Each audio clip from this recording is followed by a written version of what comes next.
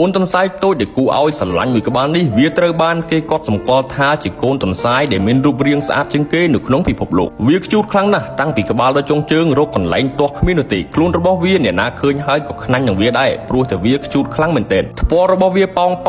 ទុនបូករួមជាមួយនឹងសម្បុរសក្បាលពោះកំភីងដែលមើលទៅវាពិតជាគួរឲ្យស្រឡាញ់មែនទែនក៏ប៉ុន្តែវាមានទម្លាប់មួយដែលខុសពីគេគឺស៊ីមិនឈប់អ្វីត្បិតតែខ្លួនរបស់វាតូចក៏ពិតមែនតែវាស៊ីច្រើនខ្លាំងណាស់មួយថ្ងៃចាប់តាំងពីបើកភ្នែកមកដល់ដេកទៅវិញគឺវាស៊ីគ្មានពេលទំនេរនោះទេតាមការបញ្ជាក់របស់អ្នកដែលមើលថែវាក៏បាននិយាយដែរថាវាពូកែស៊ីខ្លាំងណាស់មិនថាបន្លែផ្លែឈើឬក៏នំចំណីនោះទេឲ្យតែវាមានគឺវាស៊ីមិនរើសមិនថាយប់មិនថាថ្ងៃពេលខ្លះសូម្បីតែពេលដេកក៏វាទាស៊ីដែរតែទោះបីជាវាស៊ីច្រើនយ៉ាងណាក៏ដោយក៏វានៅតែជាកូនទន្សាយតូចដែលគួរឲ្យស្រឡាញ់ជាងគេនៅក្នុងពិភពលោកយើងនេះផងដែរ